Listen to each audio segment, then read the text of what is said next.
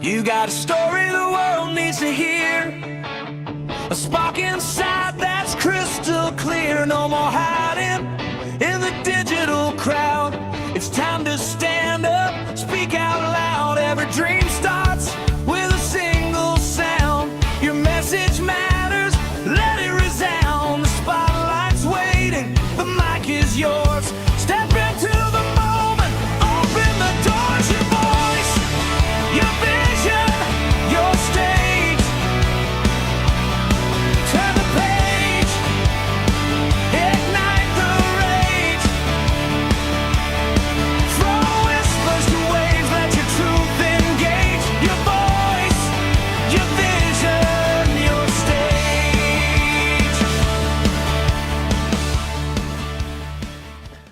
All right, so it seems like every one of my guests are going to be getting this rock star opening performance. So we have an exciting show lined up for us.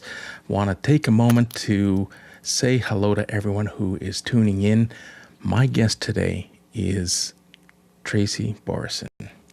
Now, a little about Tracy, not a little too much about Tracy. We'll let her introduce herself.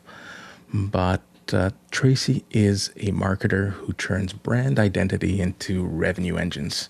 She's the founder of TLB Coaching and Events. Tracy helps B2B teams stop chasing tactics and start aligning strategy with who they are, because there's countless tactics, but there's only one you. And we're going to hear more about that in a moment. Tracy works on simple ideas with big commercial impact. Brands perform better when people belong and not just fit in. So today's about the question, are you fitting in or are you standing out? Now, as I mentioned, I want to welcome everyone into the studio. Those of you who are listening, we are streaming across Restream, LinkedIn, and YouTube. Say hello, drop comments, let us know where you're coming in from. I have a wonderful conversation lined up with Tracy, but if there's questions, I prefer to engage and make this an immersive experience. So feel free, drop your comments, drop your questions in the chat, and we'll be happy to address what might be pressing on your mind and on your plate. All right, so we're going to bring Tracy up in just a moment and get the cameras ready. We ran into some technical difficulties getting the cameras up and running, but hey, that's what happens when you're live. You got to troubleshoot in real time, and that's the beauty. You hear people talk about show up authentically, show up raw, let people see your vulnerabilities. We're building trust here, and we're having conversations in real time, folks. So these things will happen. Now, enough about me. I'm going to get off my soapbox here for a moment, and we're going to bring Tracy up. All right. Where is she? There she is. Tracy, how you doing? Hey, Americo. I'm excited to be here. Hey, and there he is. All right. How do you feel? You feel comfortable on the left side or the right side? Oh, whatever. I'm all like up and down matter. because I'm on my phone, which was not my plan. So you can put me on whatever side. Hey, here's a real life example. Things happen, and sometimes stupid, crazy things happen. A little play on words here. Nice one. And hey, you just have to know how to pivot and get back into your lane and work with what you have. So, listen, I can't thank you enough. I know you and I spoke not too long ago. You had me on your stage, and we had a wonderful conversation. And I'm anticipating we will do the same here today, because I love your way of thinking. It's raw, it's unscripted, unrehearsed, but it's real. And, I mean, that's the good stuff, right? Keeping it real is important. So why don't we take a moment here before we get started and let you introduce yourself. Why don't we say hello to members who have jumped in. William, thanks for jumping on. our friend Leslie Flowers joining us from Raleigh, North Carolina. Dan, say hello. Every time Tracy says authentic, I take a shot of tequila. Oh my goodness. Dan's going to be drunk by the end. That's awesome. Now, Merrill, we can't forget Merrill. And Merrill had some wonderful things to say. He was on your listening in yesterday to your crazy show. Why don't we talk a little bit about your show? Introduce yourself and tell us a little bit about the craziness that goes on in your space. And then we'll jump into the marketing questions. Okay, sounds good. Okay, so I'm Tracy Borreson. Dan can get started already, and let me saying I'm on what I like to call authentic marketing advisor. I think I always love to frame what I believe authenticity to be, because I feel like there's a lot of distrust of the word that's been created in the market because of a lot of people trying to sell the concept instead of be the concept.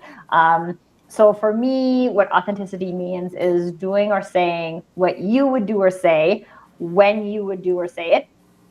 That's it. You decide. People experience it the way they experience it, but at the end of the day, you're the one who decides those things. I've been in the marketing industry for my entire career. And the thing about it is, when a lot of us think of marketing, we think of hype and big spends and this Super Bowl and these different types of things. And there's so much bigness that marketing can get very confusing. We're also living in a world where the access to information is very low, which is good in certain ways, but also creates a proclivity for people to be overwhelmed with information.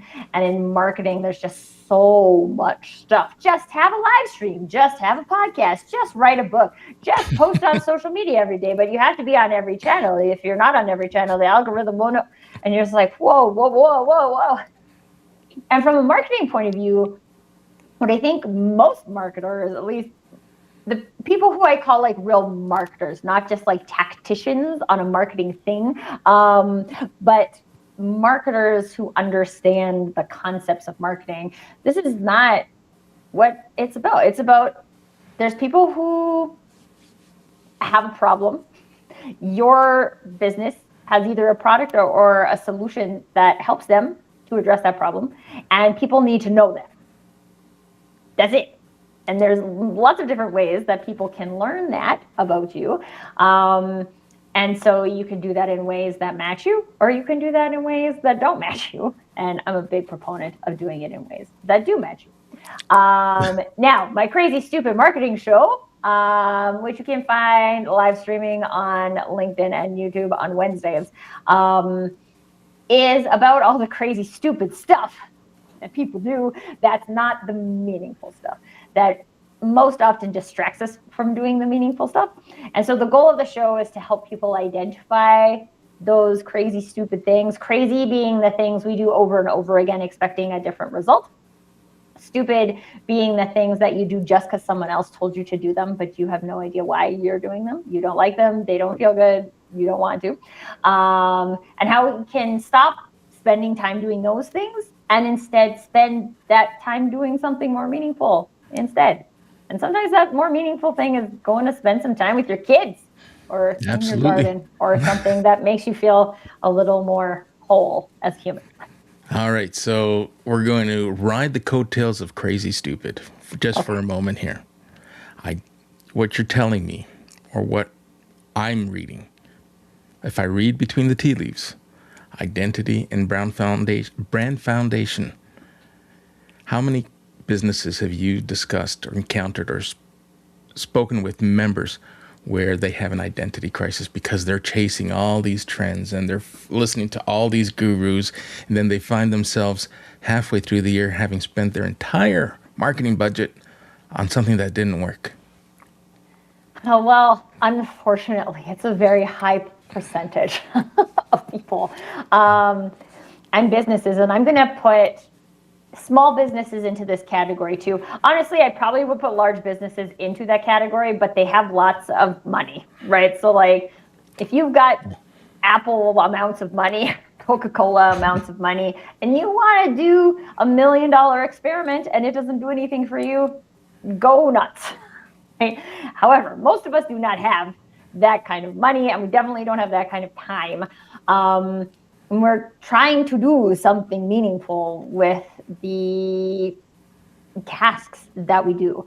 And so I really love how you frame it actually as an identity crisis, because it's totally an identity crisis. It is. Because we're not prioritizing our own identity in that conversation at all. We're just saying, we need to do this, we need to do this, we need to do this. And all of a sudden, if you looked at it, we were talking about eating your marketing granola this week on my show. And so one of the things we were talking about is like, if you took all of your marketing activities and you put them on your table and you looked at them and you were like, is this the Thanksgiving dinner I want to serve?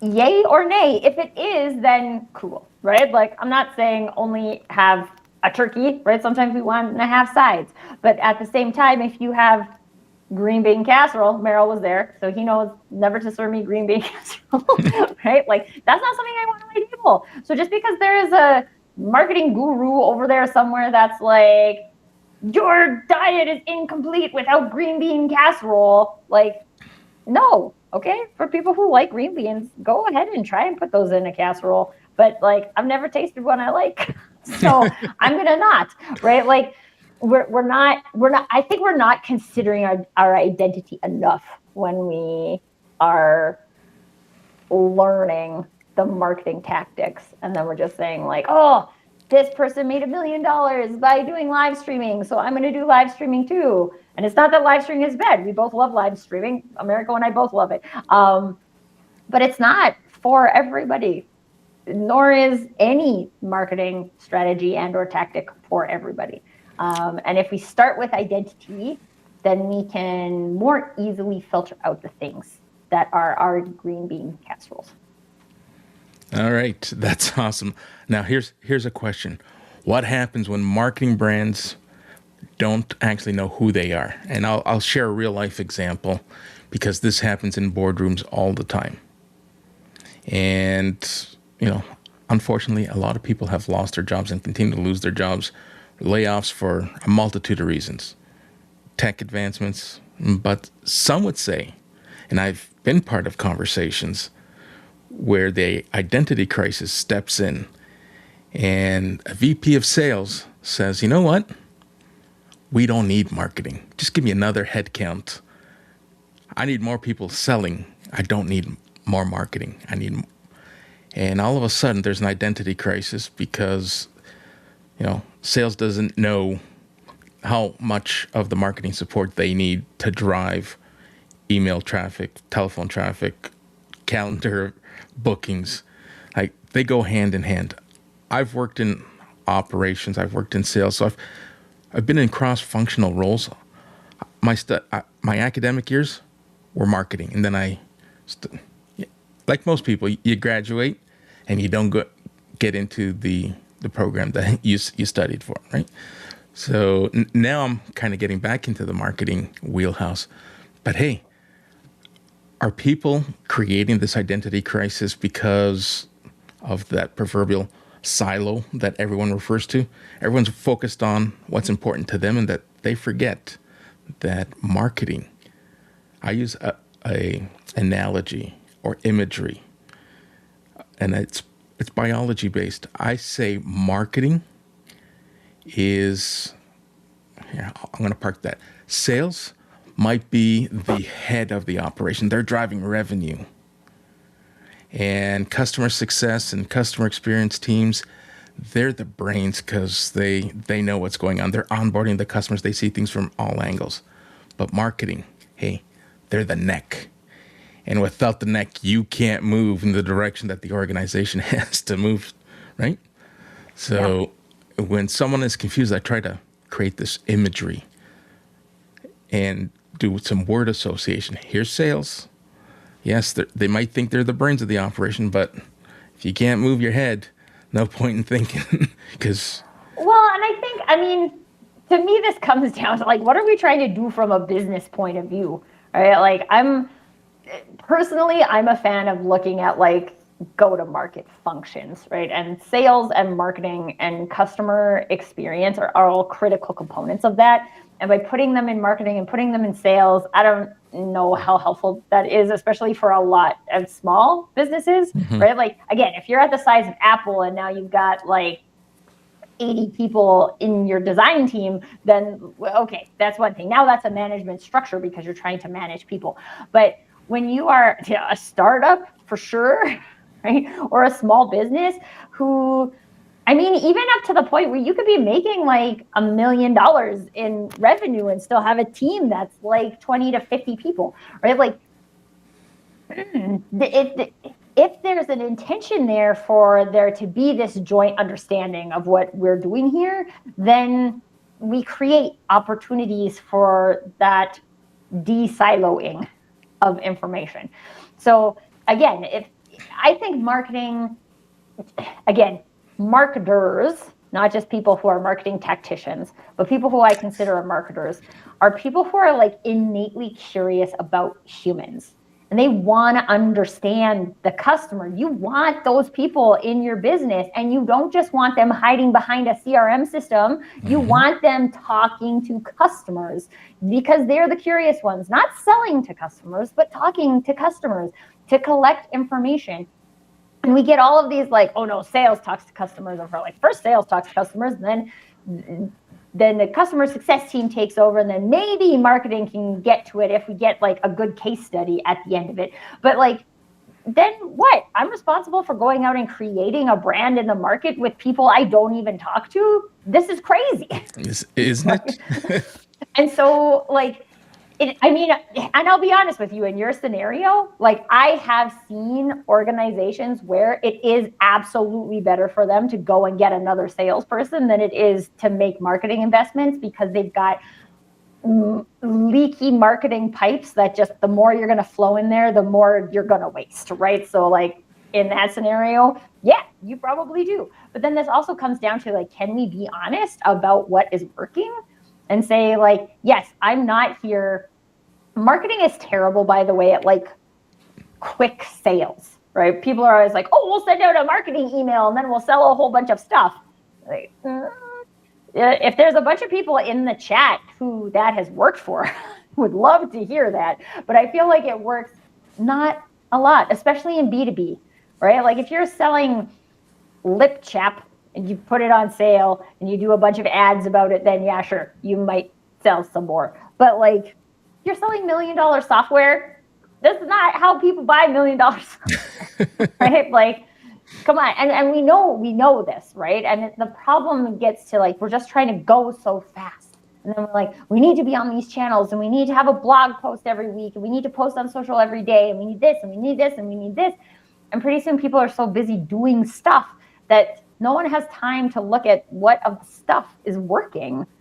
And so like, I'm a huge proponent of slowing down in marketing, because marketing is a long play anyway, right? Absolutely. So slow it down, look at what's working. My like big thing this week has been like, what if you turned off your promotions for 30 days? So instead of shouting out at the world what you do, you turn that off and turned on your listening for 30 days. What might you learn? Oh, the salespeople don't even want to send customers to the website because they think the website's too confusing. Oh, well, maybe we should do something about that. Our customers don't get past the like first experience with a salesperson because they're already like stuffing a demo in their face. Okay, well, maybe we don't want to stuff a demo people's faces right as the first thing, right? You kill them with kindness. Other people call it social selling. Stop force feeding. I say just be curious, right? Like if you're curious, ask. If you're wondering what's going on for your customers, find a way to go and ask them. Like, sure. And again, like we've got technology. You could have a Survey Monkey, or you could do an NPS survey, but like, is that better than just like? Oh, don't get me started. Oh don't yeah, get me I started can rant on that too. So we won't go there for today. The survey fatigue is outrageous. Like, go take someone for coffee. These people pay your organization what? tens, hundreds of thousands of dollars. You can't take them for dinner, right? Like, take them for dinner. Take them too for a fancy steak dinner. Hey, Like, unless they're I'll tell you what vegetarian. they can do, because having been on that side managing the surveys, and I know it doesn't work, because that could be a whole show on its own why it doesn't work. But hey, if you say you're customer led and you're customer focused and you're customer centric, then what we're doing here, host an event. Doesn't have to be public broadcast, but host an event. Bring your customers to the table. Let them tell you what's wrong with your products, your process, everything. Let them tell Because you what's right with it too. But like, absolutely, let them tell absolutely you everything. have a Don't guess. conversation. We'll sit here and we'll hear other people say, you got to be authentic and just have a conversation. It's like, so why aren't you doing that with your customers? Why aren't you building that into Oh, I don't have your, time, America. yeah. We don't have time. We don't have time. We're too busy. We're too busy putting out those blog posts that no one reads. Okay, come on, you guys. Like, you're hearing yourself say this, right? So don't write the blog post that the only people interacting with it are your employees because you told them to interact with it, right? Like, no, this is not the point. I remember actually, like a few years ago, I was applying for a job for like director of partnerships. And I remember like so many people, like in the interview process, pretty much everybody was telling me like, this is a huge portfolio. You can never get ahead of it, blah, blah, blah, blah, blah, blah. I was like, first of all, I don't believe in the no-win scenario. So just stop it. I'm Captain Kirk. Like, we will win. We'll win this game. I'll figure out a way to win the game. But they asked me like, well, what would you do in the first 30 days? And I was like, I would talk to the partners. So like, I'm the new director of partnerships. So in the first 30 days, there's 100-ish partners. I will talk to the partners. That's all. That's all I need to do. I need to find out what the partner's experience is so far, what the problem is with the partner experience, and then figure out how to create something better so they're more engaged. But I can't figure out how to do that until I talk to them first. So I will talk to them first. And that is often the best thing to do. Just either talk or sit back, observe, listen, and just watch what's going on, right? Yeah. I had a question queued up here to hear a little bit more about there's only one you, and maybe we can come back to that in a second. Let's bring up some of the comments from our audience. Is there such a thing as brand test? I do want to know what people see my brand as. There is brand testing. You can hire individuals, like I've done it. Some do it through some form of mystery shopping. And there are different tactics and different approaches to have your brand tested in such a way that it's not your friends and family who are going to say everything is wonderful, keep up the good work, because they love you, right? If you want transparency and you want candid, constructive feedback on what's working or what you could consider doing differently, you can definitely get that looked at. Nicole, what are your thoughts? So there's an interesting piece of this question that Nicole even writes right here is, I do want to know what people see my brand as. So ask them. Right? We make this so complicated, right? We don't need fancy survey software. If you're sitting there and you're wondering, ask them. Hey, Tracy. Hey, Americo. You know me, kind of, like at least like LinkedIn brand wise. How do you see my brand? Does it feel authentic? Like, and I do think you're right too, Nicole, in that a lot of us, I think a lot of people underestimate what personal branding is. Personal branding also exists in corporate branding. So many corporate brands are based on the personal brand of the CEO, which turns into the culture of the organization, which turns into this, which turns into a whole bunch of things, right? It turns into how you service your customers. It turns into a bunch of things. All of this is related to our personal brand. And I'm a big fan of just like, ask your peeps, right? Someone who you would consider your friend, but also has no, like wants to tell you the truth. I'll give you like a good example because we're living in the age of AI and AI generated images.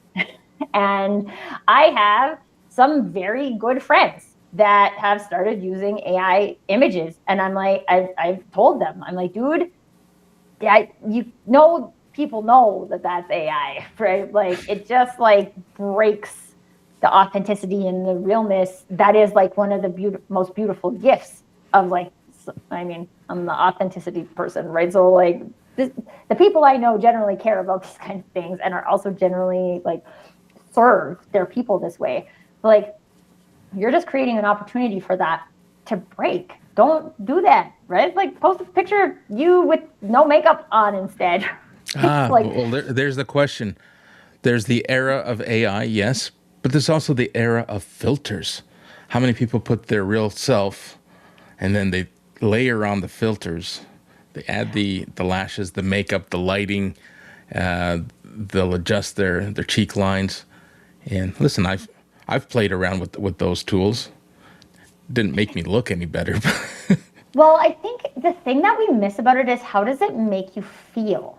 Right? If you generate an AI images or you're editing or filtering an image that is of you, why? Because you think there's something wrong with you. You think there's something that's not good enough about you. And this mindset does not support a like practice in authenticity. Now, on top of that, I will also say most of us don't feel like we can be fully authentic in every single space that we go to, right? Different spaces, you may feel different at like a black tie dinner than you feel at the playground with your kids, right? And this is normal. That's actually part of the authenticity spectrum. Okay? But Right. the point is that we are doing what we would do in that scenario. So if I like to wear heels when I get dressed up, I might wear heels if you see me when I'm dressed up. If I'm taking my kid for a scoot, like, no, I will wear running shoes.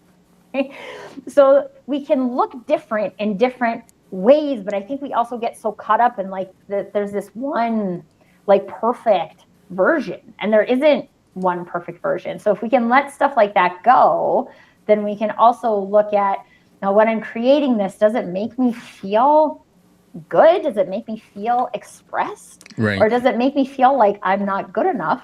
And if I'm consistently creating stuff that makes me feel like I'm not good enough, then again, I'd say just like just stop it. You don't even have to create something now. Let's look at the behind the scenes experience of what it is to be you and to show up authentically, and then start doing that in the places where it feels safe to do so, so that once you've practiced enough, then it becomes easier to do it in the places where it might feel a little hard. All right, we have a wonderful, wonderful continuation. And I love it when this happens because it allows me the opportunity to put my questions aside and have it feel less rehearsed, which is what I want. I want these live events to be conversational. I want them to be interactive. And I want those who are tuning in to get the most out of these conversations. So Nicole has asked the question, and let's bring it up. Okay, let's do it now. What's my brand look like? Now here's something. I'm going to read the question, and then Nicole, get ready. I'm going to invite you to join us on stage. And we'll have you join the conversation. So what's my brand look like, y'all? Not sure how people who don't know me would. So why don't you come ask the questions? I know you host lives of your own, so I don't believe that I'm putting you on the spot, but I will send you a DM with the link to the green And in the room. meantime, I'd Yeah. love to also just like explore here who are the meaningful people to ask this, right? One of the things I love to do for my clients, and I will do like content reviews for them. And what I always say is that my content reviews are not based on whether this is a good story, whether I think it has good reach, whether I think it talks to the target audience, whether blah, blah, blah, blah, blah, blah. It has to do with whether I think you would say that. And so I think when we are looking at brand and authenticity, to make sure that we're doing it from a holistic point of view, we need to have revealed enough of ourselves to said parties that we're asking in order to get meaningful feedback. And so, like, Nicole, I would say I would love to get you on the stage and have some more conversations and like pull some stuff out. But at the same time, like, I don't feel like I know enough about you to know what that is. And it also leads into this, like, how much do we reveal? Because I think this is also a conversation that a lot of people struggle with when it comes to content creation. Like, how much of myself do I reveal to people? And I have a theory about this, that trust is built on breadth and not necessarily depth. So when I say depth, I mean, like, you don't have to dig into the back of your closet and like pull out all the skeletons and put them on like depth. Now, I mean, I still believe in the like authenticity and truth of a depth, right? So like there's enough of something that you would say that you get like a heart connection to it. But at the same time, if you show up and only ever talk about business on LinkedIn, people are only ever going to know one dimension of you. And maybe they're interested in that dimension and maybe they're not interested in that dimension. If they're not interested in that dimension, they'll just turn you off immediately. But if you can show up as a mom and as a tea drinker and as a mountain lover and as a nerd and as a wife and as a sister and as a caretaker and like all these different components, then all of a sudden authentic marketer just becomes like a component, and it's not all I give the world to connect with me. That's on. right. And so when I give people things like, hey, I do this poll every once and again because this is like my husband and I's biggest argument is what's the best Bon Jovi song, right? Oh dear. And so like it's fun though. It's easy. It's light. If people can get into the conversation easily and they can get in and be like, Bon Jovi sucks, but I'm not friends with them after that. But like it is what it is. It's easy to do that. We talked about like, oh, the kind of mug. I have a Harry Potter mug right now, right? Like there's people who love Harry Potter. There's people who don't love Harry Potter. I have a map of Middle Earth behind me, and someone actually like accurately identified it the other day, and I was like, oh my God, you're my people. These little parts of our identity, if we can show people a breadth of them, it gives people more things to create connection points against. And then when we layer in work stuff, they're like actually interested. They may not be in the market, right? But they're at least interested enough in supporting it about you because they like you as a person. Absolutely. And it's so much easier when you look at it. Marketers, some marketers, not all marketers, they have a tendency of trying to complicate things, or maybe their customers feel like they're overcomplicating it. And if you're just authentic, then it flows natural. And the more natural it feels, the more people will trust the message. It's just, I mean, it's like similar to the AI component, right? Like people feel a fakeness and then they want to disconnect from it. Oh, we're getting a call. Is this a radio show? Oh my goodness, we are getting a call. Who do we have on the line? Or better yet, in this case, it's not a call. It's someone at the door. Come on into the conversation. Okay, also, is Nick good? Oh, Nick is here. Okay, this is great. Also because now I'm on my phone and my phone is at like 17% and I need to get a charger so my phone doesn't die. All right. So, Nick, you can introduce yourself and then I'm going to get a charger. Well, it's great to meet you, Mariko. That was so cool of you to send it. I am coming to you from Long Island, New York, sitting in my bathroom in my pajamas. I am so not a night person, but I so like to try to catch some of these shows, so I make myself stay up. Very interesting conversation. I know that I started off on LinkedIn as the gifted bipolar writer and moved myself into publishing, and now it's Guiding Brilliant Writers Publishing House. So I kept the GBW twice. However, I do remember one person saying that it could be confusing, even though in my mind, I thought that I was keeping the acronym to some extent. That being said, when I think about brand, right? My personal brand led into my professional company brand. And I think of company brands out there as the image of the company, right? And not the face of the person behind it. But I think that that is more for companies that are not solopreneurs or entrepreneurs or who are doing the work all themselves. I think people like me, we represent the brand every single day with our actions. And that's not just the content that we put out there that pushes only the business, but actually pushes your sides of you as well. So, my current page that you have up there, I keep telling myself that I need to fix that. Um, Man, I was talking to my son the other day. I said, look, I might have to go back to work part time because we took on a foster to adopt rescue. And she has a hypoallergenic diet. She's like so high maintenance. But I love her and I want to keep her. But I'm just wrapping my first year in business, right? So it's earning, but not quite sustainable yet.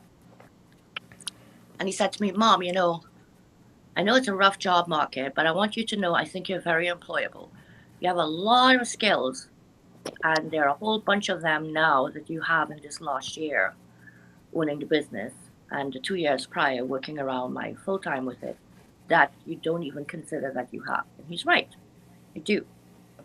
So when I look at my profile, I told them, I said, LinkedIn's sending me jobs, but they're sending me jobs based off what's off my profile, right? Which you would see, project management, bookkeeping. Yes, I have something there that says publishing.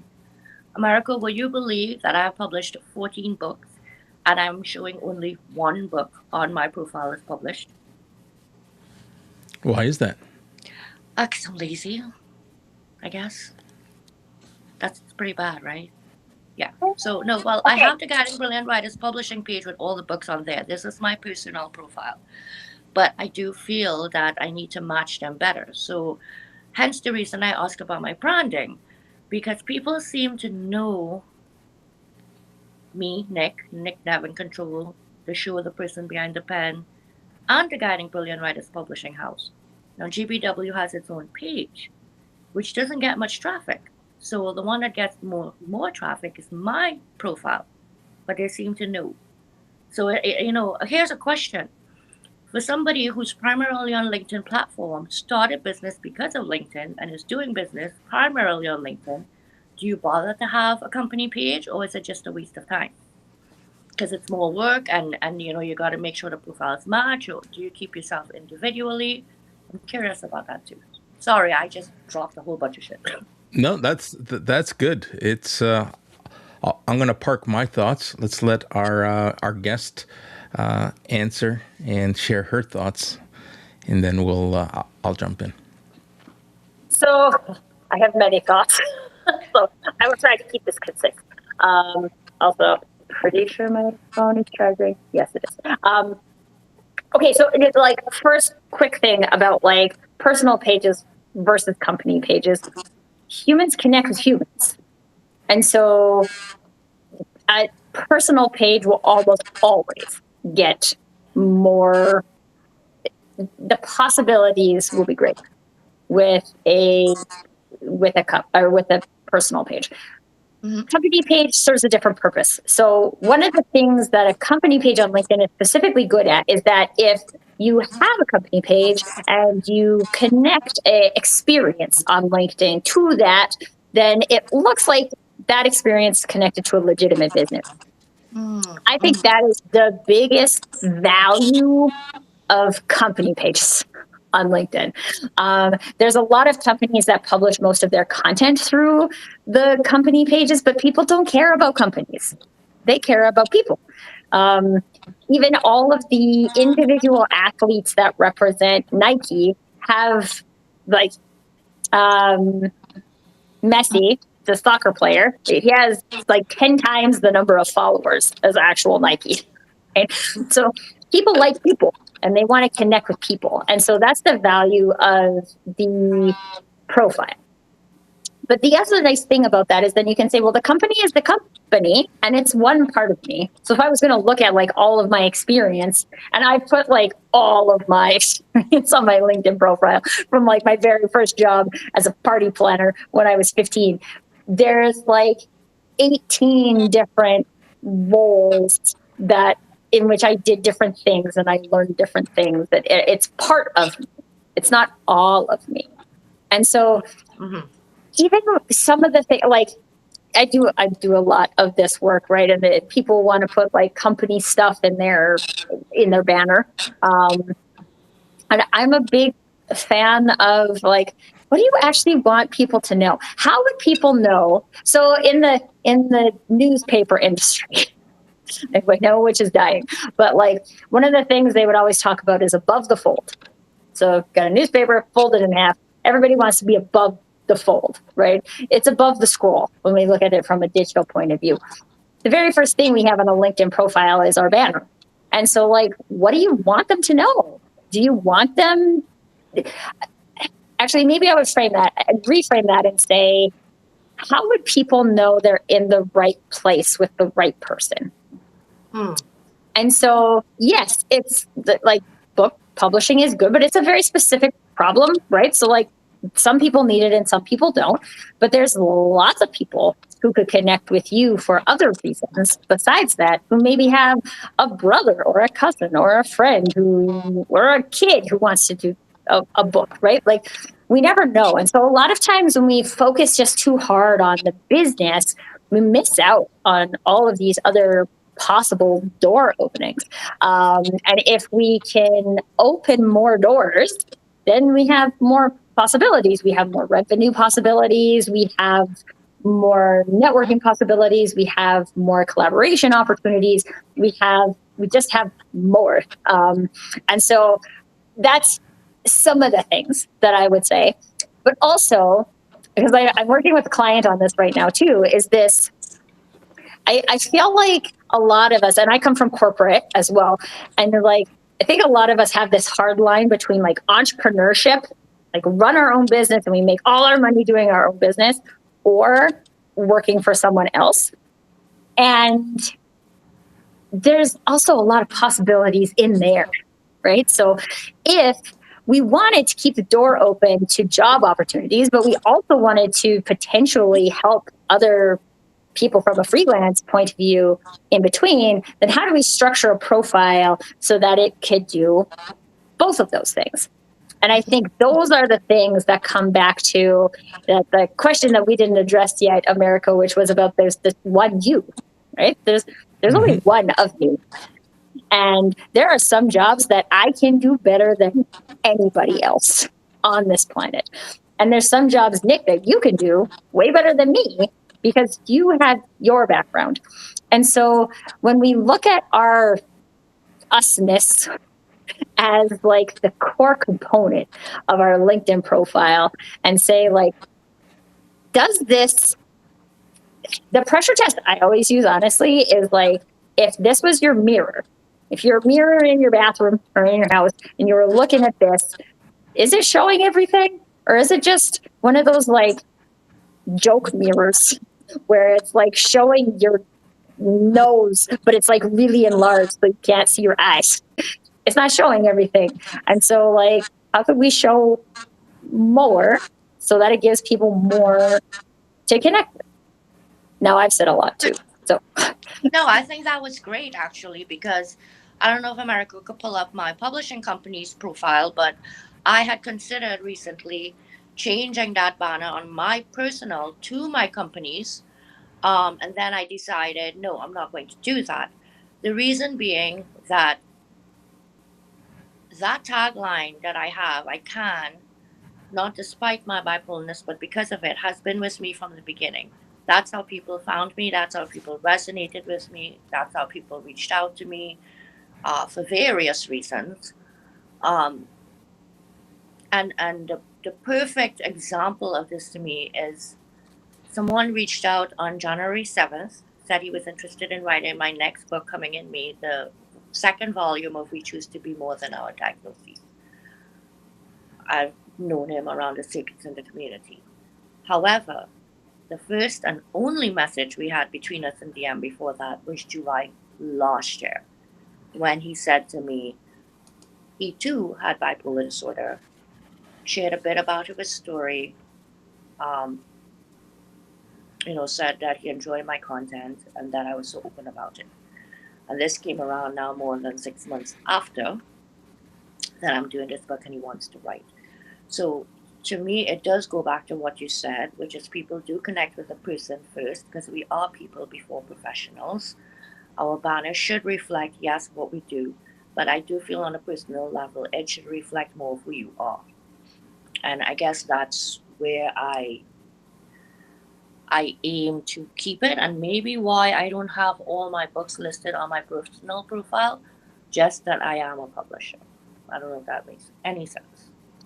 Well, and I mean, to me too, this comes back to like the authenticity of it for you, Nick, right? Like, just because you've published 14 books doesn't mean you have to tell everybody that, right? Like, Right. what do you want people to know, right? Like, you are the master at the end of the day.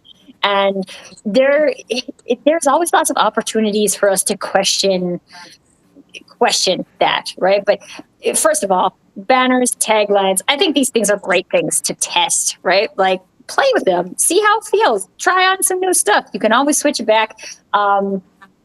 But also, like, when you are looking at it, like, is this a holistic? Maybe holistic is the good word that I'm looking for here, right? Like, again, it's not everything and every single detail of your life, right? But it's like a holistic understanding of like, this is the type of person. If you want to come and you want to connect with this person, then this is what you're going to get, right? And you're going to get conversations about bipolar, and you're going to get conversations about publishing, and you're going to get conversations about being a mom, and you're going to get conversations about like different components of this, because I am all of these things.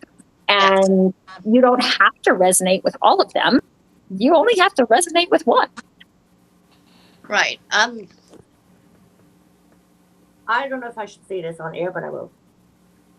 I'm not concerned about resonating with anybody. I'm going to put myself there, and whoever I resonate with, I resonate with. And that is a truth that I have to walk for myself, even if it's damaging for my business. I had somebody reach out to me a couple of days ago in DM. She loved the idea of the opportunity to write in the book. She shared that because of her business, she has not shared about her diagnosis for fear of not being able to get clients. Now, maybe because I started my business after I owned the whole diagnosis thing and embraced it, that it works opposite for me. But my thought process is this. When we talk about authenticity, if I can't show up as me in any space, whether it be black tie or whether it be on the playground, render thy soul and not thy garments, then I'm not concerned about whether or not people resonate with me. I don't need to make people resonate with me so that they become my clients. It's either this is what you see, what you get. What you see is what you work with. If my appearance and the fact that I'm on a live right now sitting in my bathroom in front of my shower curtain doesn't present as professionally enough for you, then that tells me that you're a shallow enough individual that I have no desire to work with. You can choose to look beyond. You can choose to look at my recommendations. By the way, I will not accept one unless you've actually worked with me. And again, there is something about being able to own your truth, even though you know sometimes that could change, and it can, to the extent that you don't have to think about a brand image. I love that. And what you're telling the audience and those who are listening is, in the example I use, you can't force a square peg into a round hole. You're showing up as yourself, and by being authentic, by being your genuine self, you will attract your tribe. And you don't worry about other people renting space in your head and what they think and what they might have in terms of an opinion. So kudos for you for doing that. I'm going to take this opportunity. Is that echo coming from me? I think it's because I plugged my phone in. Okay. But my phone is going to die if I don't have it. Yeah, fair enough. To answer your question about the business page, and I left Annie's comment up, and it kind of goes hand in hand with what Tracy has mentioned. Company pages, are the biggest dead zone. I would agree. And in fact, every time I look at my company page, this is what I hear. Right? Thanks for No, I reading it think because I I have like can't see it. 38 followers or something on my company page, but I have like 14,000. Like, I just cracked 1,000 followers on my business page, but engagement is next to zero. And you see, I have the opposite. Like, it's now a year and I'm already a little over 1,000 followers, and my engagement rate is, it doesn't look like a lot when you look at them, but the analytics show that the engagement rate it's up. Yeah. So it's like, and the thing is, a lot of people share one thing in their personal and then repost it or vice versa. I share two different sets of content, and it's extra work. It is extra work. And I used to do that as well. And then I found myself competing with myself for content. Interesting. Right? Because my shows generated its own content, and then I was trying to come up with different content that kind of bridged all my cross-functional experiences and try to tie it all nice. And the reality is, to go back to your original question, what does my brand look like? And you were asking for an opinion. My brand, when you take a step back and you have that bird's eye view, you look like, or in my case, I'm speaking about myself, I looked like I was disorganized. Although there was good intention, the impact was detrimental because people would look at me and say, what do you do? What do you solve? Because you're all over the place. So niche it down, talk about it.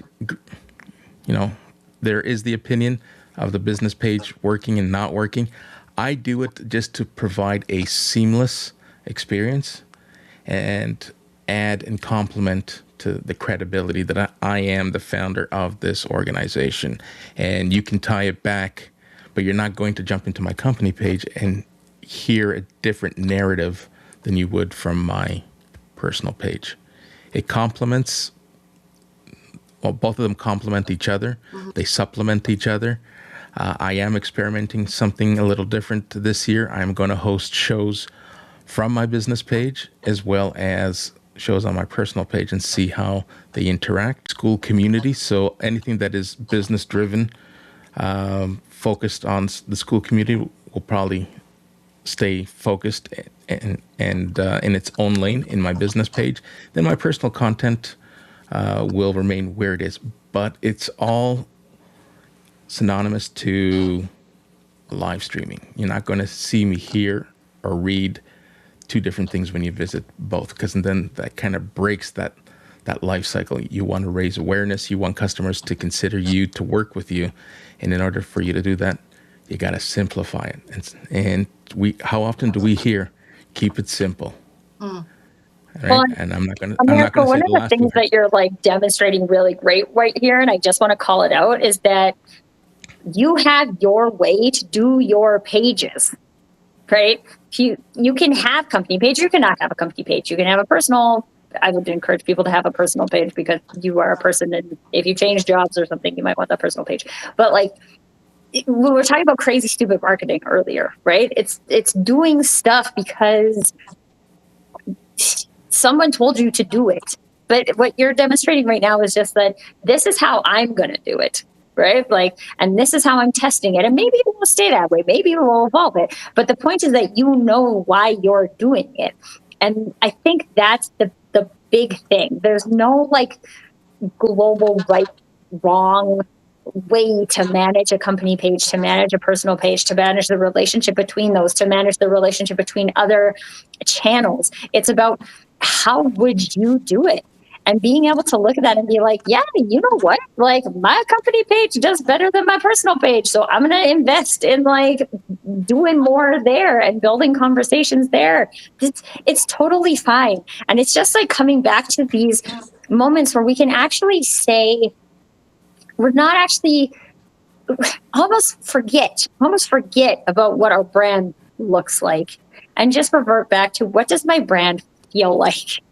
Yes. And I if love my that. brand is out there feeling like me to the people, then who cares if our banners match, right? Like, can our banners match? Sure. But like, again, these are the types of things where we get like so caught up in doing that we get distracted from the actual meaningful things.